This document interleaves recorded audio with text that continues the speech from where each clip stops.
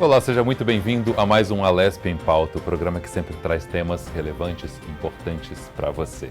No programa de hoje vamos falar sobre autismo e aqui presencialmente com a gente no estúdio temos a psicóloga Aline Sampaio. Seja muito bem-vinda, Aline. Obrigada e olá a todos. Prazer te receber aqui. Temos também dois convidados online, o Walter Costa, coordenador da ESG. Walter, muito bem-vindo ao nosso programa. Muito obrigado, é um prazer estar aqui com vocês. Prazer é todo nosso, Walter. Temos também a advogada Fernanda Borges Darós, que é mãe de uma criança com autismo. Fernanda, seja muito bem-vinda ao nosso programa. Muito obrigada, é um prazer estar falando aqui com você sobre um tema tão relevante. Prazer é todo nosso, Fernanda. Aline, me fala um pouquinho sobre o que é o autismo. Bom, para falar de autismo, a gente tem que começar a falar dos sintomas, né?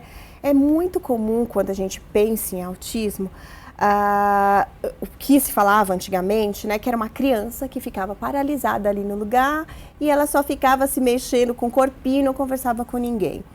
Mas isso tem mudado.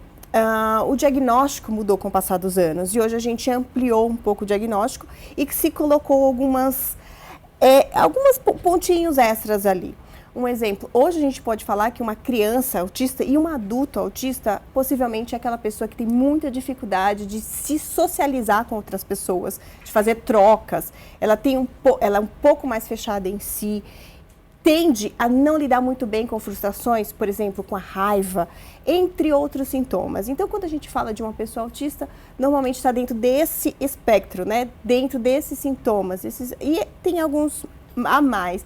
Além disso, hoje a gente tende a saber, né, que muita gente acaba descobrindo tardiamente exatamente por isso. Porque antigamente era tudo muito fechado e hoje a gente está ampliando mais. E o que acabava acontecendo é que muita gente era autista e não sabia. E por isso a gente tem essa mudança hoje. Então, o autista hoje, ele é uma pessoa com determinados sintomas que traz ao espectro, né? Traz o diagnóstico ao transtorno. Ou seja, as pessoas antigamente sofriam muito e não sabiam por quê, né? Porque as pessoas não conseguiam identificar quais eram esses sintomas e qual era o diagnóstico dessa pessoa, né? Exato. Antigamente era como eu estava dizendo, era exatamente extremamente fechado. A pessoa era somente aquele que ficava num canto, fechado, balançando. Normalmente a ideia era balançando o corpo e somente isso. E na verdade não. É muito maior. Inclusive, a gente divide em alguns níveis hoje. O autismo é dividido em níveis e, graças a Deus, que hoje a gente tem essa possibilidade de ampliar os sintomas, porque isso ajuda muita gente, transforma a vida de muita gente. Walter, me fala um pouquinho da tua experiência. Como é que você descobriu que você tinha autismo? Você descobriu mais tarde. Como era na sua infância? O que você sentia? O que mais te preocupava? Eu recebi meu diagnóstico tardiamente, né? Eu fui diagnosticado com autismo aos 41 anos de idade. Então, eu vivi toda a minha infância, minha adolescência e boa parte da vida adulta sem ter um diagnóstico fechado. Então, eu sempre fiz tratamento psiquiátrico, tomava remédios e era diagnosticado com depressão, síndrome do pânico, alguns momentos de crise, outros não. E assim fui levando, mas eu percebia que algo estava errado, né? Que meu diagnóstico não deveria ser só aquele. Tinha alguma coisa, porque eu não conseguia me encaixar num padrão. Então eu fui em busca de conhecimento, eu fui estudar algumas temáticas e encontrei ali uma matéria falando sobre autismo, de uma senhora com 60 anos que havia sido diagnosticada com autismo. E lendo o relato dela, eu consegui me enxergar ali em muitas situações. Então, eu levei isso para o meu psiquiatra, falei, olha, eu li essa matéria, eu me enxerguei aqui em muitos pontos e eu gostaria de fazer uma avaliação para entender se eu não posso ser diagnosticado com autismo, se talvez não seja esse o meu diagnóstico. E aí, assim, a gente passou por uma série de consultas, foi um período bastante longo de análise comportamental, de análise clínica para entender o meu comportamento, como que o meu cérebro funcionava, até chegarmos ao diagnóstico do autismo. O que mais te incomodava, Walter, na sua adolescência? Porque é uma fase muito complicada, tem os hormônios, tem a convivência com os teus amigos. O que mais te incomodava nessa fase? Para mim, o maior incômodo que eu tinha era de não saber lidar com meus próprios sentimentos, né? Eu tinha dificuldades por exemplo, em manter relações sociais, então sempre fui uma pessoa de poucos amigos, até conseguia iniciar novas amizades, mas eu conseguia que essas amizades fossem duradouras. E eu não entendi o porquê que aquilo acontecia comigo, e porque eu tinha uma tendência também ali ao isolamento, a querer ficar mais sozinho, mais quieto. E algumas situações me deixavam mais estressados, como, por exemplo, ambientes mais barulhentos, um som muito alto, porque aquilo me incomodava. Então, eu não me sentia inserido em todo aquele contexto que meus colegas de escola, tanto no ensino médio, por exemplo, quanto na faculdade, eles estavam acostumados a frequentar. Então, aquilo, né, de não poder acompanhar, talvez, um ritmo, de não conseguir ser aceito também por ter alguns pontos que eram diferentes da maioria, isso me incomodava bastante.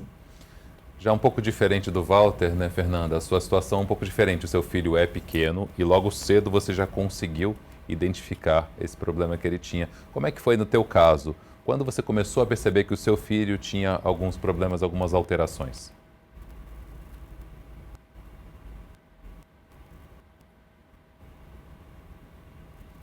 Fernanda, eu acho que o seu áudio está fechado. Perfeito. Agora voltou, perfeito.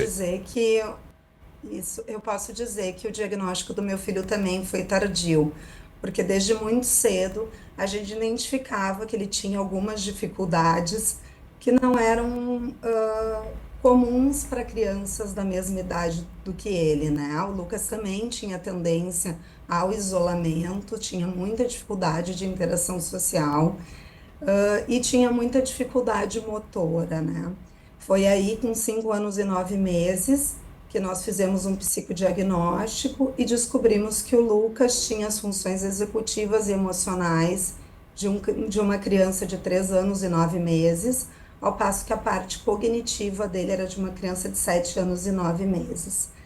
Nessa época, nós procuramos toda a possibilidade de diagnóstico, fomos a neurologistas, fomos a psiquiatra, buscamos apoio psicológico que ele já tinha, também ele passou por uma série de novas terapias, mas esse diagnóstico ele só foi acontecer agora na adolescência, esse é o diagnóstico definitivo do autismo, né?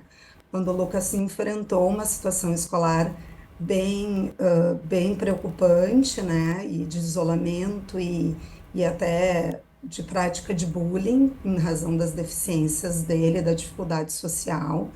Então, ele trocou de escola, nessa nova escola ele não conseguiu se enquadrar, ele teve muita dificuldade com o novo, e ele passou por uma internação hospitalar, e nessa internação ele passou por uma nova testagem. E nessa testagem, que foi ano passado, ele teve o diagnóstico do autismo. Então, meu filho ele tem uma tripla excepcionalidade. Meu filho é autista, tem superdotação e TDAH.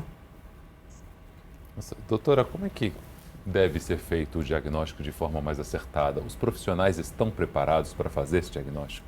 Bom, sim, e é muito mais complexo do que muita gente imagina. Por quê?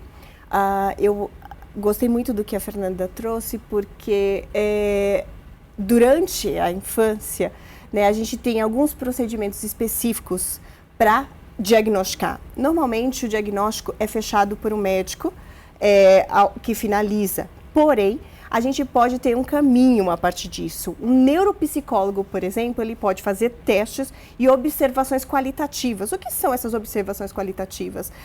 Perceber, fazer trocas com a criança, com o adolescente ou com o adulto, para saber exatamente as diferenças, nuances. Porque muitas vezes pode acontecer, como a Fernanda falou, às vezes algumas doenças são muito próximas umas das outras, isso confunde. Então, a gente tem que ter uma percepção muito focada, muito respeitosa com essa pessoa, para que isso não aconteça. E é muito mais comum do que se imagina. E por N motivos também. E uma questão também social. Muitas vezes, quando você fala que é uma criança autista, é um susto, não só para a própria família, mas para todo o meio em onde ela vive. E muitas vezes é difícil de aceitar esse caminho. Por isso, é muito importante que ela tenha um passo muito respeitoso, um olhar muito respeitoso, não só de um profissional, mas de diversos. Uma coisa importante que a Fernanda falou e que é muito legal a gente colocar aqui e que tem a ver também com o diagnóstico é que é muito comum a criança que tem essa dificuldade, que tem esse problema, ter muitos retardos. Por quê? Como ela não faz o social, ela não faz a troca, ela vai tendo esses retardos. E muitas vezes a descoberta é a partir dos retardos e não pelo dia a dia, pelo social que ela não faz. Por quê? Uma criança pode ser tímida e ela está ali. A mudança é, olha, esse retardo, essa diferenciação e outros tipos, por exemplo, de exames. Um neuro pode pedir um exame especialmente de cérebro, para a gente ver exatamente se houve alguma mudança. Ele pode acompanhar através de mudanças de medicação, mas tudo precisa ser muito humanizado e muito respeitado. Porque a maior parte do diagnóstico hoje do autista, ele ainda não é feito dessa forma. Está mudando muitíssimo, mudou muito, mas ainda não é. Ainda temos algumas falhas nesse processo. Então, é muito importante que seja muito humanizado, muito respeitado e respeitando também o processo familiar e o processo da criança. Ela falou uma informação interessante que é a parte da superdotação dele. É muito comum, né, superdotados terem uma relação com o autismo. Eles têm um hiperfoco, eles são super concentrados em algumas atividades específicas. Sim. Muitas vezes, nem sempre, tem alguns casos específicos de superdotação, isso é muito bacana, porém tem alguns casos que são só hiperfocos.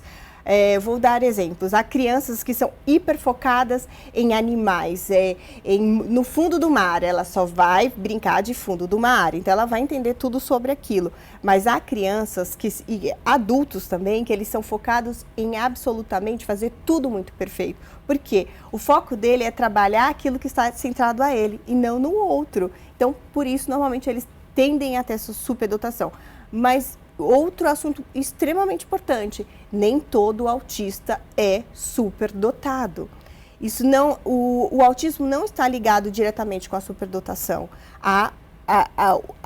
Na maior vasta experiência, é muito comum que eles sejam regredidos e não superdotados. Existem casos, e isso é muito fantástico, mas a maioria não tende a ter essa superdotação.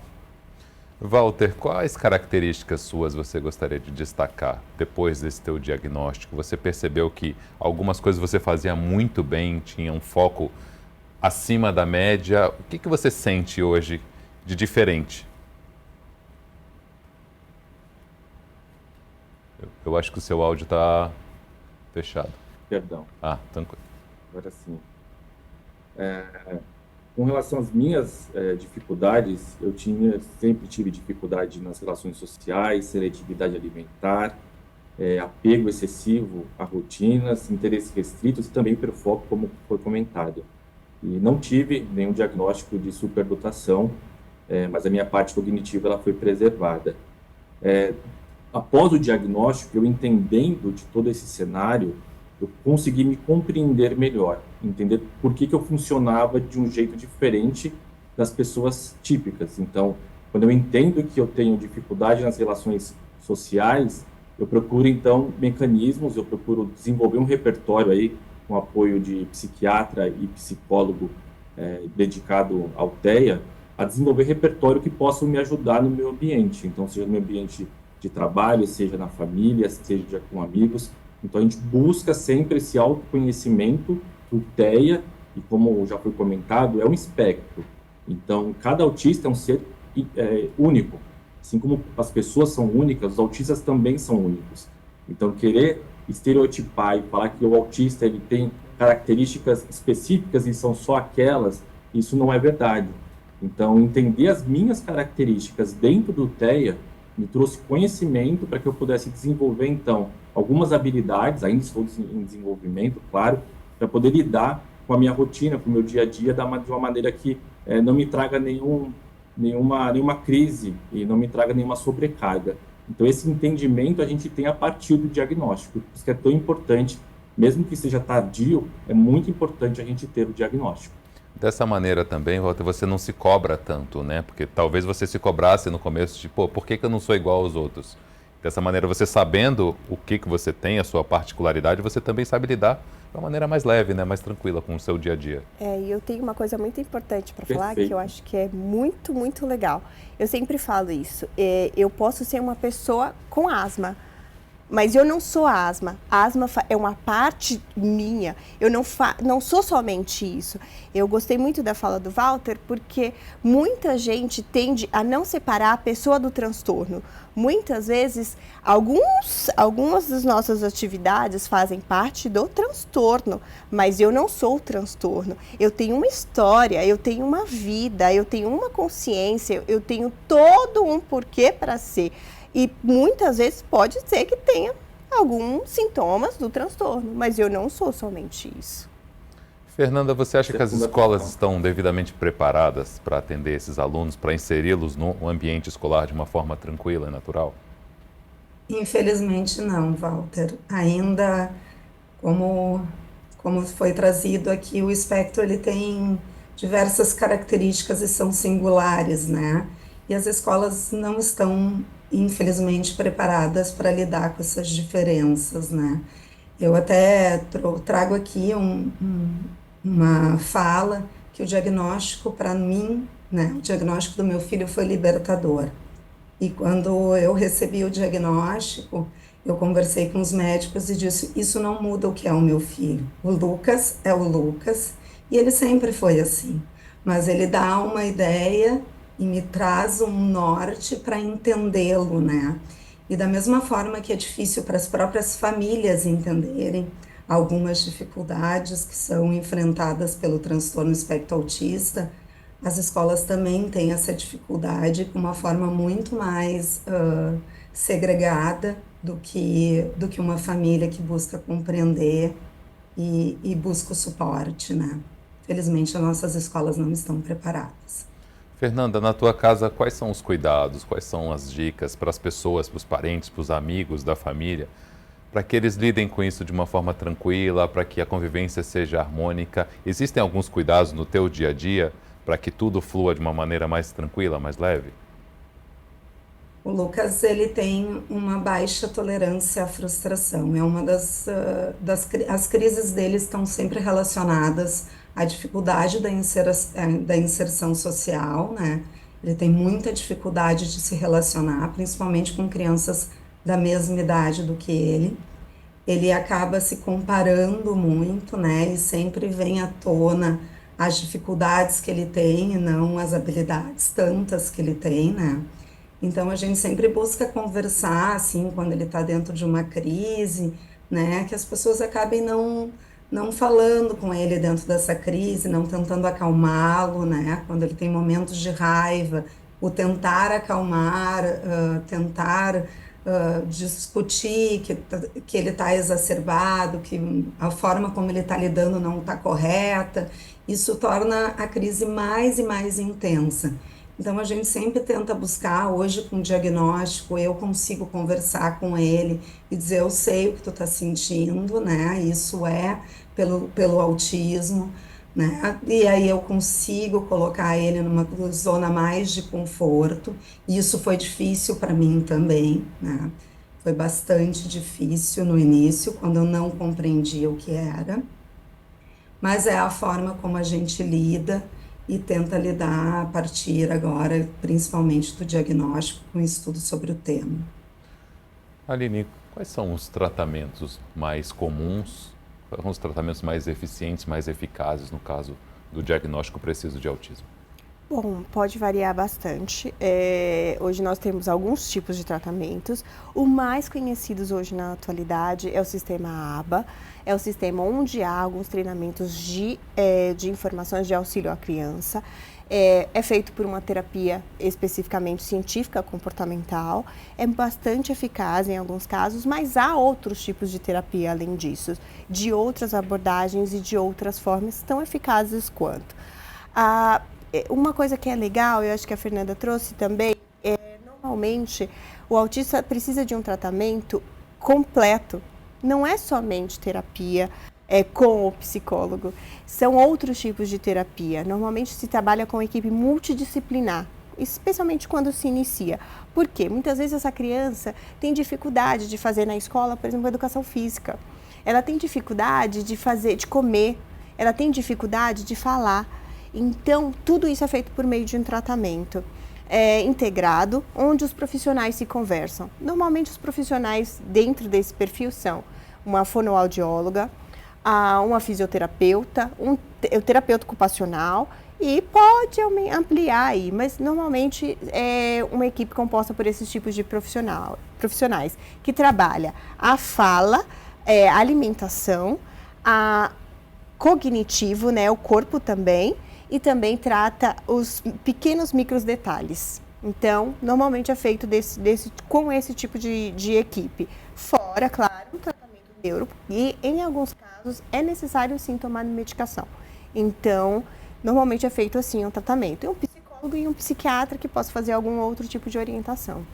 São vários testes que devem ser feitos para se Sim. determinar qual é o tipo, né, qual é o nível. Existem níveis de autismo Sim. diferentes? Hoje a gente fala nível 1, nível 2 e nível 3. Conforme o grau de socialização, conforme a forma como essa criança se alimenta. Tem algumas coisas aí que são importantes falar. Por exemplo, é muito comum que as crianças que são autistas e adultos também tenham seletividade alimentar. É muito mais comum. Elas não se alimentam de forma adequada, elas escolhem determinados alimentos ou determinadas cores, elas só comem amarelo. Eu não como outra cor além do amarelo. Então, toda alimentação é por meio do amarelo. Mas como é que você vai comer somente amarelo e você tem uma vida saudável, né? Então, vai fazendo-se a instrução a partir disso. Tem outros tipos de determinadas escolhas, por exemplo, a escola, os profissionais como os psicólogos, eles orientam as escolas, direcionam as escolas, como devem tratar. Às vezes são acompanhados por acompanhantes terapêuticos, que ficam com a criança, lhe dando uma atenção a mais às crianças, orientando e trazendo trazendo tranquilidade para aquela criança. E às vezes até traz conforto. Porque imagina, essa criança é como se ela estivesse no universo cheio de barulho, cheio de problemas, com um monstro enorme. E quando tem alguém do lado, orientando, ajudando, segurando a mão, dizendo que está ali, olha, pode fazer dessa forma, vamos desse jeito, direcionando, fica muito mais fácil. Walter, você chegou até a mencionar, né, a questão alimentar, que você também tinha dificuldade de se alimentar e dificuldade de lidar com os outros, né, com os colegas, com os amigos, tanto na escola quanto na adolescência. Como é que você lida com essas questões hoje no teu dia a dia? Eu sempre tive a seletividade alimentar, desde bebê, né, eu tenho seletividade alimentar, e nunca foi entendido, né, pelos meus pais, pelos meus avós, pela minha família, que aquilo era algo preocupante que deveria ser tratado de uma maneira diferente, não como apenas uma escolha, uma opção de alimentação. Hoje, entendendo isso, eu procuro ter sempre as comidas que eu gosto de me alimentar, aquilo que meu paladar aceita, então eu não como de tudo, muito em função da textura dos alimentos, não necessariamente pela cor, mas no meu caso é mais pela textura, então eu faço uma seleção por conta disso. Então eu procuro, se eu vou me alimentar fora, entender se aquele ambiente em que eu vou, se tem esse tipo de alimento que eu costumo comer, para poder ter uma previsibilidade ali do que vai acontecer. E isso acaba entrando na minha rotina, porque eu acabo também preparando a minha própria refeição. Então é normal eu ter em casa as minhas marmitas, né, que é aquilo que eu geralmente como no café, almoço e janta, e eu já deixo pronto ali para ficar confortável para mim, saber que meu alimento está pronto, a minha refeição está pronta dentro daquilo que eu gosto de comer e que meu paladar ele aceita. Então é basicamente isso. É viver uma vida de desconforto, mas buscando o conforto de alguma maneira. Buscando cada vez mais a qualidade de vida, né, Walter? Sim, isso é muito importante. Quando a doutora falou que o diagnóstico ele não nos define, é muito isso. A gente tem que trabalhar hoje, né, quem é autista, eu no meu caso eu sou autista nível 1 de suporte, então eu procuro sempre buscar ferramentas, buscar algumas saídas que possam me trazer esse conforto, seja no ambiente de trabalho, por exemplo, buscando um ambiente mais tranquilo, com menos barulho. Essa parte sensorial para o autista ela é muito sensível, né? A gente tem uma sensibilidade aí com relação aos estímulos sensoriais. Então eu procuro ambientes mais tranquilos, com menos barulho, às vezes salas fechadas em alguns momentos do dia, e entender que isso faz parte de quem eu sou, né? Não me define, o diagnóstico não me define, mas o diagnóstico ele me orienta, ele me ajuda a buscar algumas saídas para ter realmente qualidade de vida hoje. Você, Fernanda, o seu dia a dia, ele alterou? Você disse que trouxe uma tranquilidade saber o diagnóstico do teu filho. Como é o teu dia a dia hoje com ele, no dia a dia com a família, na escola, com a questão da alimentação? Bom, o Lucas, desde pequeno, ele vem fazendo uma terapia multidisciplinar, né? Então, ao longo do tempo e com o diagnóstico, a gente ampliou alguns suportes de terapias dele. O Lucas tem psicóloga, psicopedagoga, ele tem uma amiga pedagógica que auxilia ele com as demandas escolares, a se organizar. O Lucas também tem um psicomotricista e hoje ele conta com um terapeuta ocupacional, um acompanhante terapêutico em sala de aula, né? Que isso foi bem importante agora para controlar as crises que ele tinha decorrentes da interação social na escola. Então, atualmente nós estamos em busca de uma supervisora ABA, né? A gente já fez essa avaliação, inclusive para que possa dar o suporte adequado a todos esses profissionais que compõem a terapia multidisciplinar dele. O meu dia a dia com ele é sempre diferente, né? Todos os dias a gente enfrenta situações distintas, não tem como a gente participar ou prever o que pode acontecer, né? Até porque o dia a dia de todas as pessoas, inúmeras situações podem ocorrer. E hoje ele vai para a escola de manhã, de tarde ele vem para casa, então ele faz as atividades dele, ele vai para as terapias. Meu filho nunca teve uma seletividade alimentar tão acentuada e tão característica, né? Ele tinha alguns alimentos que ele nunca tolerou e alguns alimentos que ele tinha mais, que ele gostava mais, assim, nunca foi uma característica muito acentuada. Então, nossa alimentação hoje ela é balanceada dentro de casa e tem alguns alimentos que a gente sabe que ele não tolera, por exemplo, o arroz puro. O Lucas nunca conseguiu ver um prato de arroz puros que não tivesse um feijão, uma lentilha, um molhinho. E a gente não conseguia compreender, mas a gente aceitava, né? Hoje eu entendo porque ele não consegue, né? Está relacionado à textura, à cor do alimento, mas isso não alterou o dia a dia familiar, né? Ótimo.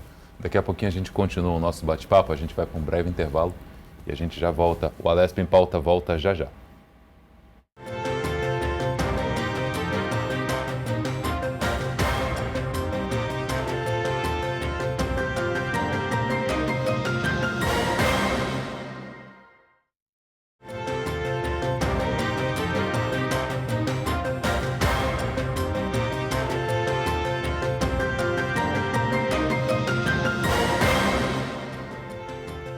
O Alesp em Pauta está de volta nesse segundo bloco, tratando do tema autismo. Doutora, a gente estava conversando no intervalo sobre a questão da preparação, né, do ambiente, das pessoas ao redor, as pessoas que lidam. Como saber lidar, né, com determinadas situações para que a situação fique um pouco mais leve, um pouco mais tranquila. Bom, hoje a gente percebe, né, que tudo que é diferente assusta e o autista muitas vezes ele assusta mesmo. A gente tem uma coisa que é costume falar entre pais, entre profissionais que trabalham com o autista, que é o disruptivo. O que é o disruptivo? O disruptivo é como se fosse uma carga cognitiva, né? Uma montanha-russa, vamos dizer assim, um gráfico. Então, a criança está aqui, ela está bem calminha, e aí ela não está gostando de uma coisa e vai ampliando, ampliando, ampliando. O adulto também ampliando até que ela chega aqui a carga maior. Quando ele chega a essa carga, ele perde todo o cognitivo dele. Ele apaga. Então as outras pessoas podem chamar, ele não vai escutar. Tá bem baixinho e longe, alguém tá chamando e ele tá ali nervoso, não sabe lidar. E normalmente essas situações não acontecem em casa só, acontecem com a mãe no restaurante, ou a pessoa que tem autismo no cinema, ou acontece numa fila, num show, e as pessoas tendem a achar que é birra, falta de educação, que é grosseria, maldade. E elas tendem a ser muito julgadoras com essas pessoas. Tende a ser um momento muito ansioso para a mãe. Muitas mães evitam sair, evitam ir a lugares. Pessoas evitam exatamente por isso, por falta de respeito à situação. vou dar um exemplo, no restaurante, a criança está ali esperando, é uma criança autista, ele vai chegar com o colarzinho dele. O restaurante, o que deveria fazer? Priorizar essa pessoa, ter um atendimento diferenciado, um tratamento onde ele pudesse ser tratado da melhor maneira, mas normalmente não é o que acontece.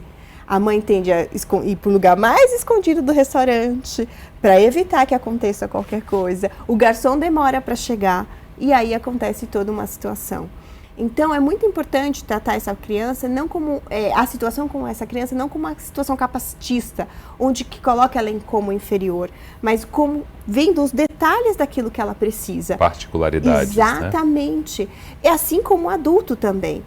Por exemplo, esse colarzinho que o Walter está usando, ele é extremamente importante. Por quê? Hoje a gente tem lugares no metrô, no ônibus, em diversas situações que informam que essa criança, que esse adulto precisa ser tratado de uma forma particularizada, não inferiorizada, não vitimizada, mas de uma forma onde ele tem o respeito. Porque o calor pode ser diferente. Uma vez eu ouvi lendo alguns estudos, que o calor para o autista, por exemplo, é como se estivesse entrando agulha no corpo inteirinho. Ele sente de uma outra maneira. Muito intensa. Imagina aquela pessoa com todo aquele sentido dentro de um lugar que não consegue sentar, não consegue se movimentar. Então é muito importante pensar sobre isso. Walter, você hoje adulto está no mercado de trabalho. As empresas, na tua opinião, estão preparadas para lidar com essa sua particularidade? Infelizmente, assim como as escolas, o mundo corporativo ainda não está preparado para lidar com essas particularidades do autismo. Eu hoje estou numa empresa que é uma empresa inclusiva, então aqui, desde que eu recebi o diagnóstico, eu tenho compartilhado com a empresa, com a área de saúde, com os meus gestores, sobre o meu diagnóstico, os meus desafios, e tem sido bem aceito. Então, eu tenho criado até pautas, enredos aqui para a gente poder discutir, conversar sobre o autismo e até uma possibilidade de letramento. Aquilo que eu aprendo sobre o autismo, eu consigo divulgar internamente na companhia, mas não é a realidade de muitos. Eu acho que a maioria das empresas ainda tem aquela questão do capacitismo, de achar que um autista não vai conseguir realizar uma tarefa assim como uma pessoa típica, e mesmo os autistas se identificarem como autistas com medo dos julgamentos, com medo de serem tratados de uma maneira pejorativa, de serem excluídos. Então, hoje, o mundo corporativo, em geral, ele não está preparado para receber ainda os autistas, e eu arrisco a dizer que, assim, poucos estão com laudo, mas existem muitos autistas sem laudo, principalmente daqueles que nasceram da minha geração, então que não tiveram acompanhamento, por exemplo, que o filho da Fernanda tem disponível hoje.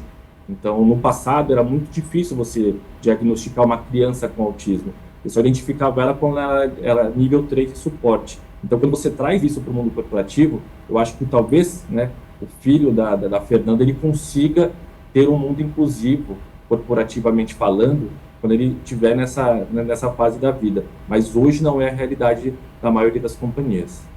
Fernanda, eu acho que é importante também esse bate-papo, como a gente está fazendo hoje, A troca de informações entre pais, alunos, professores, a comunidade escolar também, para que se trate desse tema de uma forma mais natural, para que seja uma coisa natural no dia a dia, no ambiente de trabalho, no ambiente escolar. Eu acho que a primeira luta que nós precisamos ter é a conscientização, Assim como o Walter trouxe a informação sobre o que é o autismo e sobre a deficiência que esse transtorno pode gerar, com graus distintos de nível de suporte.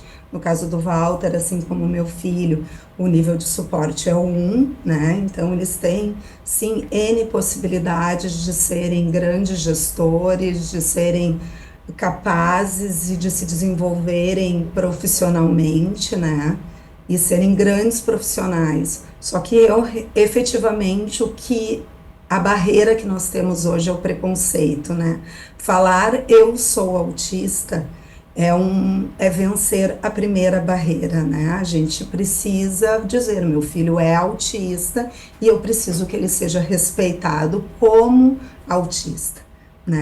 Ele é diferente, assim como todos nós somos diferentes, Cada um com as suas deficiências, independente de sermos ou não diagnosticados.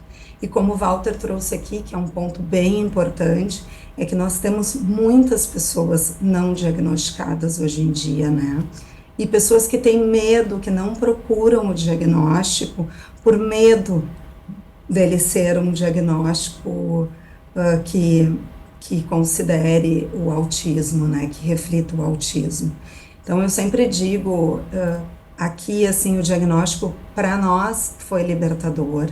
E eu acho que não temos por que não buscá-lo, né?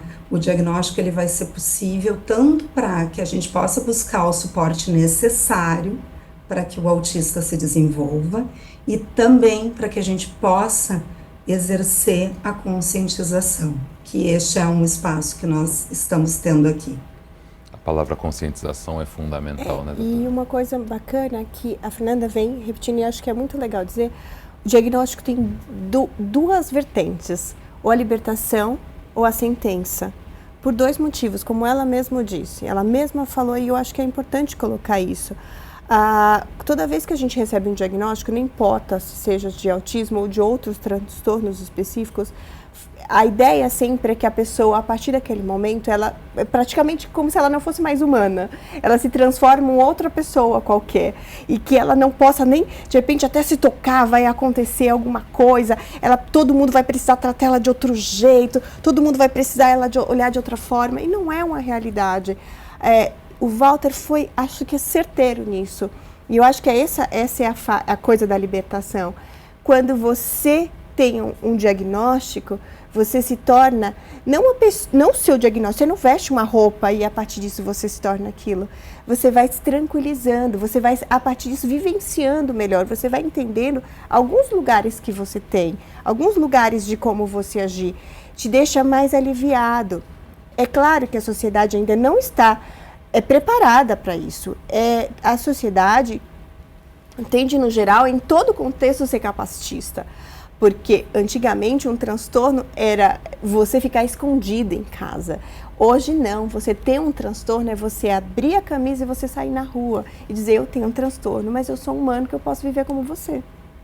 Como a pessoa deve proceder? A pessoa que desconfie, que tem algum tipo de alteração, algum problema, alguma coisa que a incomode, mas ela não sabe o que é. Como ela deve proceder? Procurar um psicólogo, um psiquiatra? Qual é o primeiro passo a passo até chegar a esse diagnóstico? Bom, eu acredito, coloco sempre como primeira coisa, buscar um psicólogo.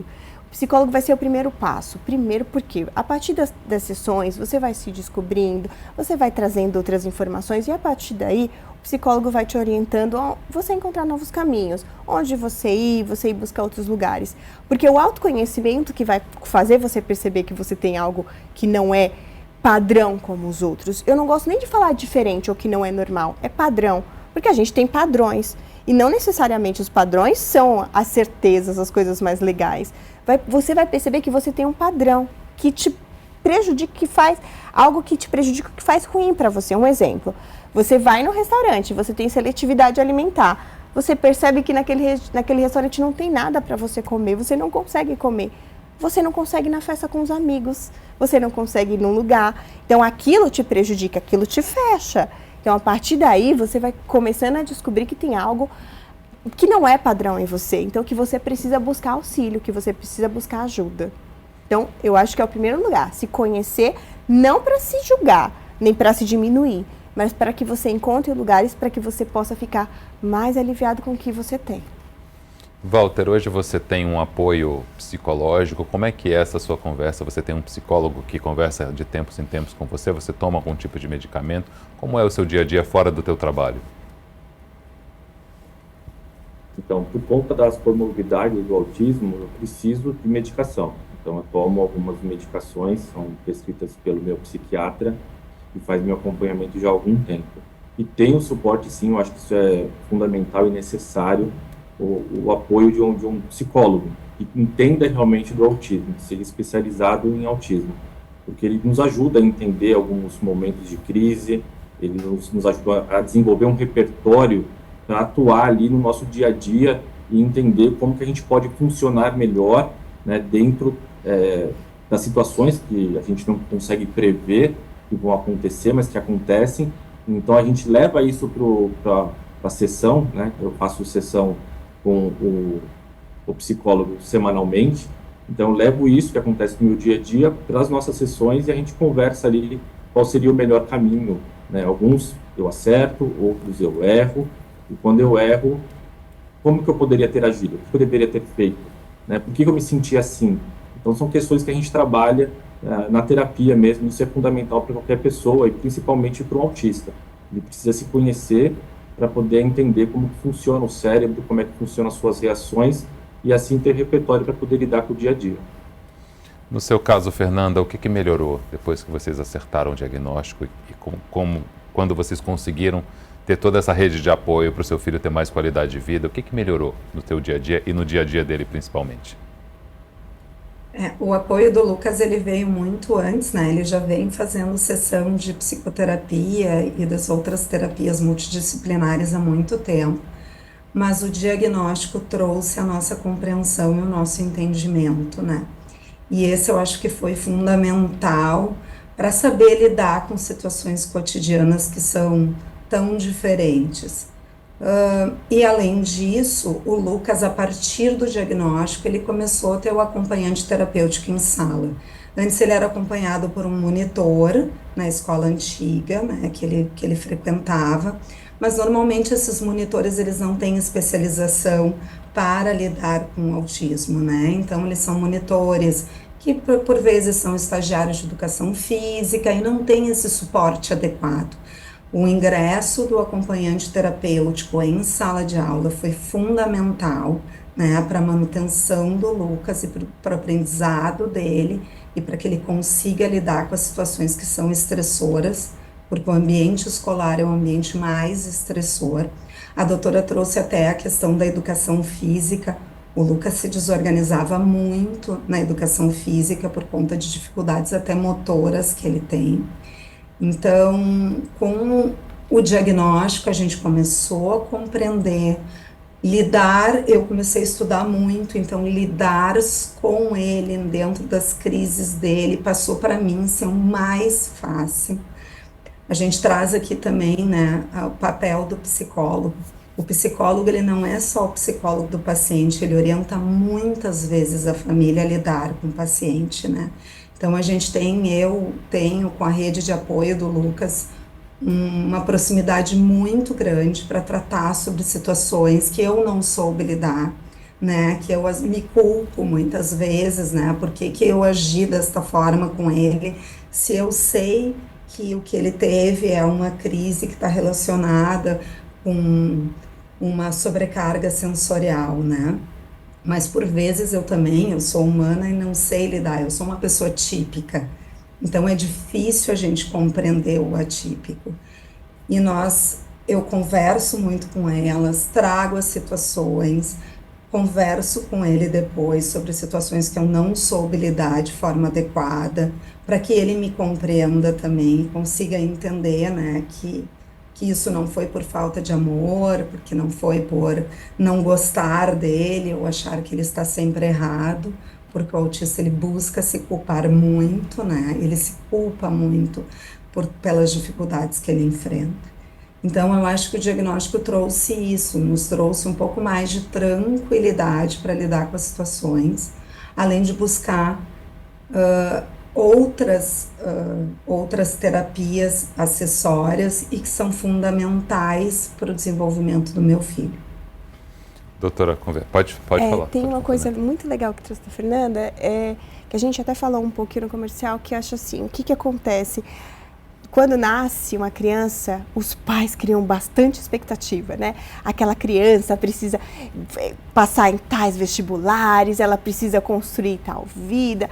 Quando alguém fala um diagnóstico para uma criança autista, meu Deus, minha criança não vai conseguir nada, ai caramba, tem que lidar com tudo aquilo que ele tem no dia a dia. É muito mais difícil para o pai, para a mãe, para o cuidador dessa criança. Eles tendem a se culpar 3 vezes mais por não entender, eles sofrem muito, eles têm... É fato que a maior parte das famílias, pai, mãe, normalmente, tem muita ansiedade quanto àquela criança, porque elas muitas vezes têm dificuldade de dizer o que elas sentem, se comunicar. A criança não sabe como conversar, dizer, pai ou mãe, tá doendo. muitas crianças, quando iniciam, quando começam a ser diagnosticadas, elas são não verbais. O que significa isso? Elas não falam, elas demoram um pouco mais para falar. É muito comum. Imagina, o seu filho está ali chorando, mais do que qualquer outra criança, sofrendo, e você não sabe o que é. Você não consegue entender. É muita ansiedade, uma coisinha às vezes vira uma coisa muito grande, porque você não sabe tudo que aquela criança está passando, que ela está sentindo, sofrendo, vivenciando. Porque além da culpa da própria criança, a mãe deseja super proteger, vivenciar. Não quero que aconteça, é muito mais difícil para ele. Como é que eu vou lidar com isso? Então, é muito comum. Então, a gente sempre fala, né? O pai e a mãe também precisa de terapia, precisa de ajuda, né? Tem um clichêzinho, eu falo que fala assim, quando fala o avião vai cair, né? O avião vai cair, a primeira coisa, coloque sua máscara, depois coloque da do vizinho. O que normalmente as pessoas fazem? O que acontece? Ela fica sem ar, ela cai, ela desmaia. Então, primeira, coloca aqui. É muito importante que o pai e a mãe estejam muito bem para ajudar essa criança, para ajudar essa família, para ajudar outras pessoas.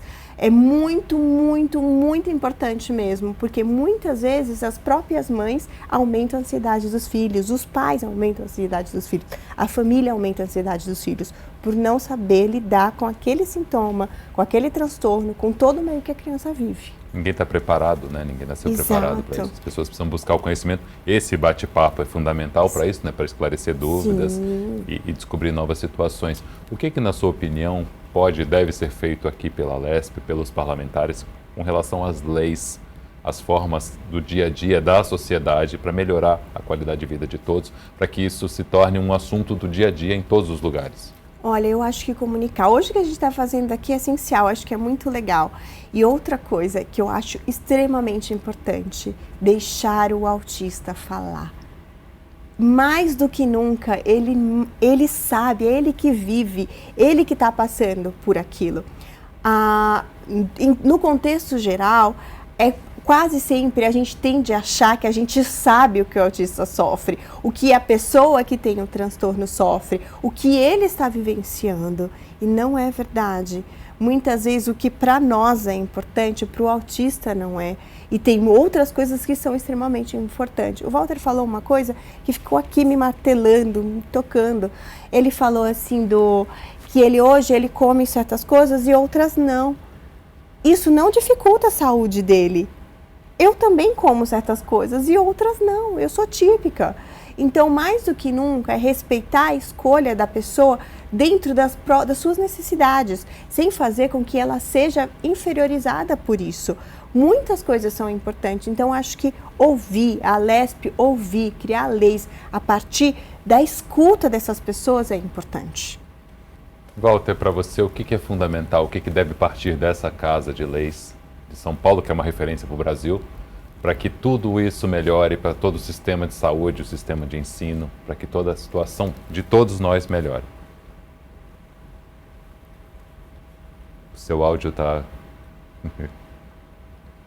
Acho que o que a doutora colocou é muito importante. A gente precisa ser ouvido, né? Hoje no estado de São Paulo tem uma estimativa de 200 mil autistas em São Paulo.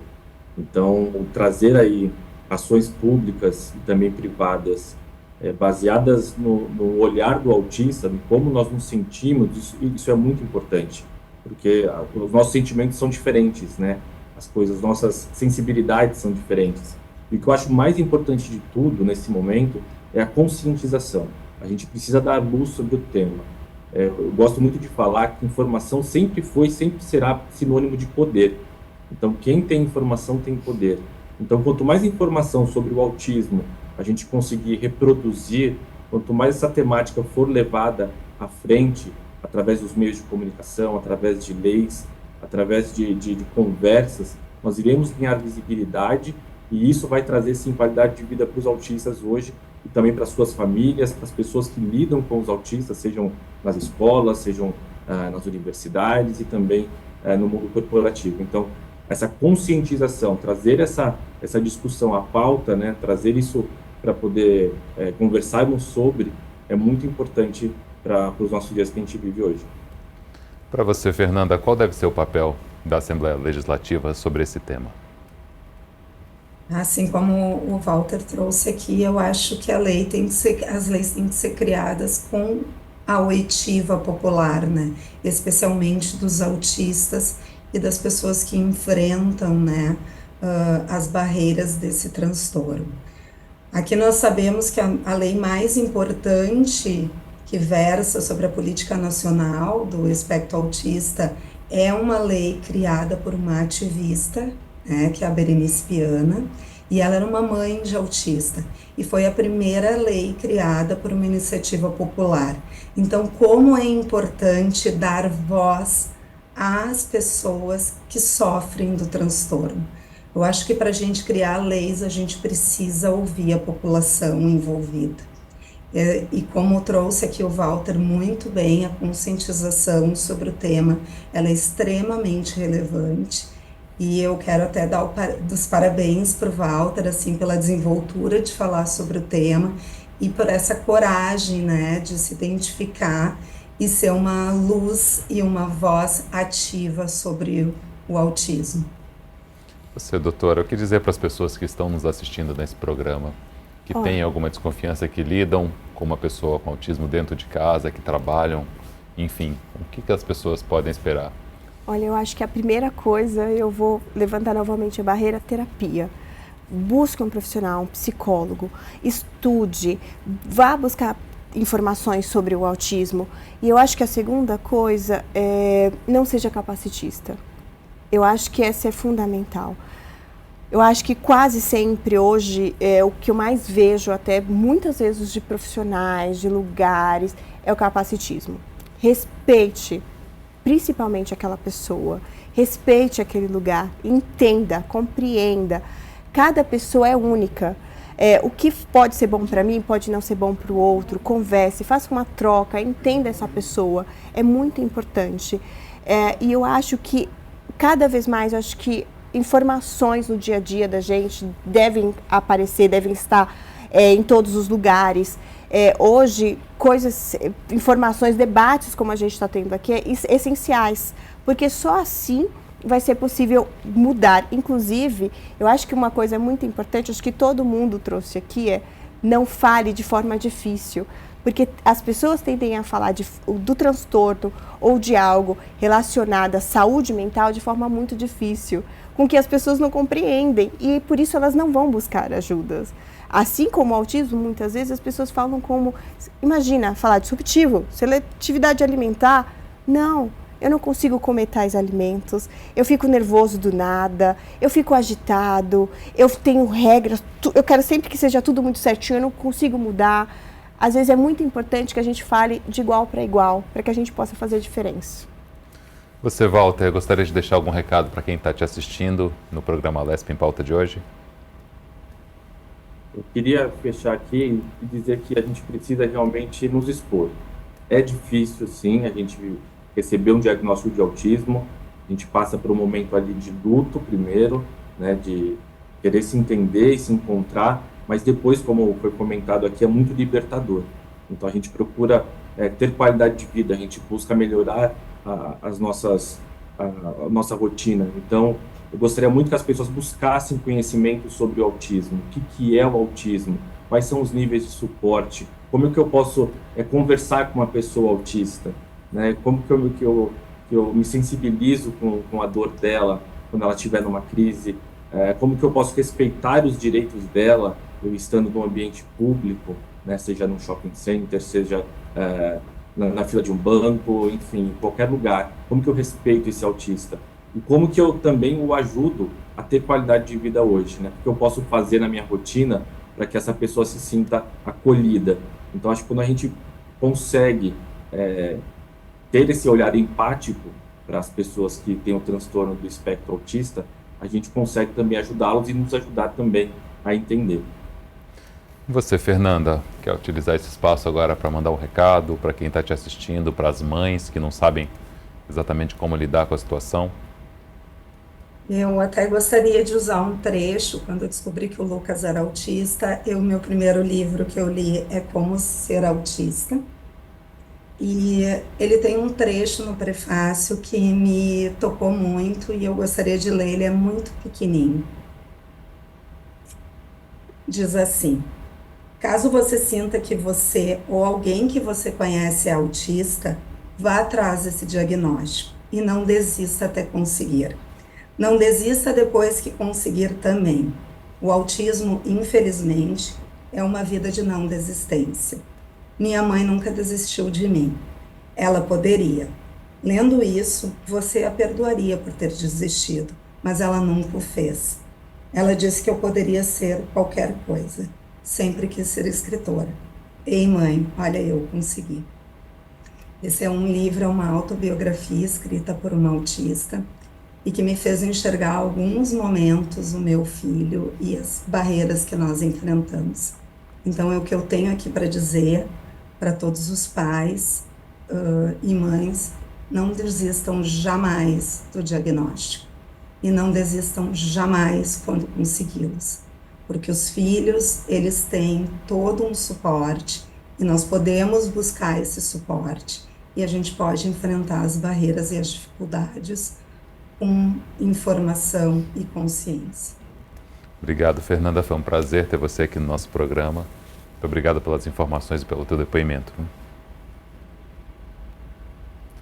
Walter, obrigado também pela tua presença. Foi um prazer te conhecer. Obrigado pela tua disposição e disponibilidade para estar aqui no nosso programa.